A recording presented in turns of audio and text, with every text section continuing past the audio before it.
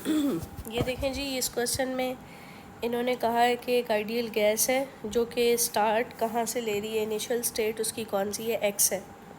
यहाँ से उसने स्टार्ट ली है और प्रेशर 2p है पहले, और जब वॉल्यूम v है उसका प्रेशर 2p पे उसका वॉल्यूम v है, और फिर गैस को ठंडा किया जा रहा है कांस्टेंट वॉल्यूम पे। ओके, गैस ठंडी हो रही है कांस्टेंट वॉल्यूम पे, तो वर्क डन ज़ीरो होगा क्योंकि वॉल्यूम कांस्टेंट है। और उसके बाद फिर गैस को हीट करते हैं कांस्टेंट प्रेशर पे। यहाँ पे जी गैस को हीट किया तो गैस एक्सपैंड हो गई है y से z के दरमियान, तो वर्क डन क्या होगा, p डेल्टा v होगा, यानी p times 2v minus v, और यहाँ पे pv आ जाएगा, लेकिन वर्क डन नेगेटिव होगा क्योंकि आपकी गैस एक्सपैंड कर रही है।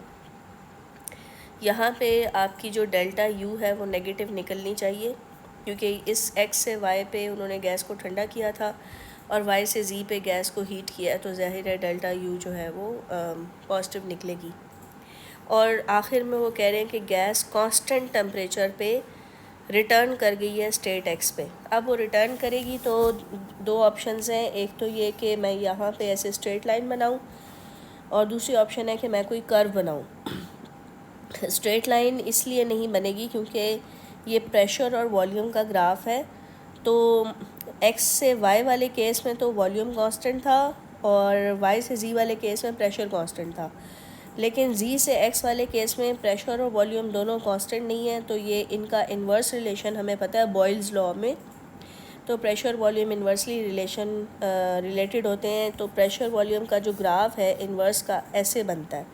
सो दैट्स वाई मुझे यहाँ पे इसकी कर्व बनानी पड़ेगी जो कि इस तरह से होगी, तो ये करेक्ट है।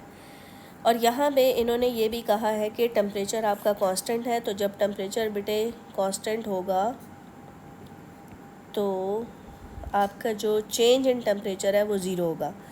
और हम जानते हैं कि delta U directly proportional to delta T है फॉर आइडियल गैसेस, तो यहाँ पे डेल्टा यू भी आपका ज़ीरो निकलेगा। ठीक है, तो हमें यहाँ पे बहुत सारी चीज़ें पता चल गई हैं जिनको मैं हाईलाइट कर देती हूँ। एक हमने ये रिलेशन देख लिया, एक हमने ये चीज़ देख ली, z से x पे डेल्टा u ज़ीरो है, x से y पे मेरा डेल्टा w ज़ीरो है। ये जो तीन चीज़ें मैंने हाईलाइट की हैं, ये आगे टेबल आ रहा है उसमें मैं फ़िलअप करती हूँ जाके।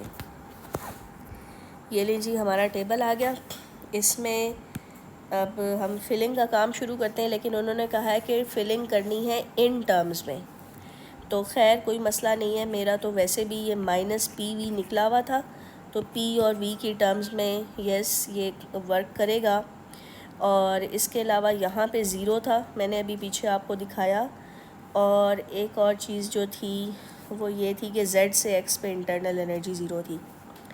तो अगर ये आपका डेल्टा u1 है, ये डेल्टा u2 है और ये डेल्टा u3 है, तो वो जो लॉ है कि टोटल इंटरनल एनर्जी जो है पूरे सिस्टम की ज़ीरो होती है, तो वो ज़रा लॉ लगा लेते हैं यहाँ पे। और यहाँ से आप वैल्यूज़ पुट कर दें, ये plus u and plus zero is equal to ये ज़ीरो आ जाएगा, और डेल्टा u जो 1 है आपका, डेल्टा u1 की वैल्यू वो आपकी माइनस u के इक्वल आ जाएगी। तो ले जी एक और चीज़ हमने फाइंड आउट कर ली।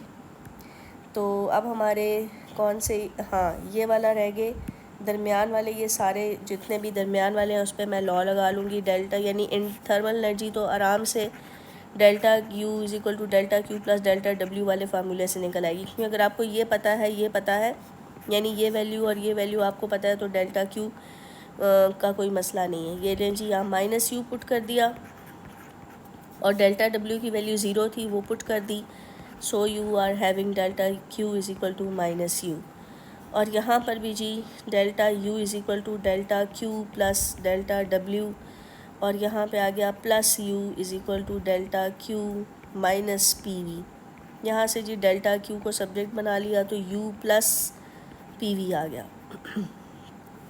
इसके बाद वंस अगेन यहाँ पे भी, क्योंकि हमें दो वैल्यूज़ पता है तो हम आराम से first law of thermodynamics apply कर सकते हैं, और वही मैं करती जा रही हूँ दरमियान में इजीली।